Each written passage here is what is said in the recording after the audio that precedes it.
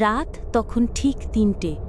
সব শান্ত, শুধু ঘড়ির কাঁটার শব্দ, টিক টিক।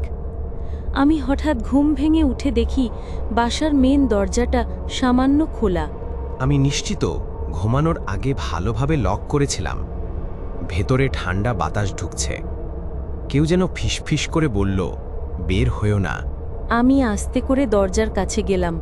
বাইরে অন্ধকার, কিন্তু আস্তার আলোয় এক মুহূর্তে দেখলাম দরজার ঠিক সামনে দাঁড়িয়ে ছিল একজন, উল্টো মুখে, মাথাটা পুরো ১৮০ ডিগ্রি ঘুরে। আমি দরজা ধাক্কা দিয়ে বন্ধ করলাম। ভেতরে ঢুকেই দরজার সব ছিটকিনি লাগিয়ে দিলাম। কিন্তু ঘরে ফিরে দেখি সোফায় বসে আছে সেই একই লোক।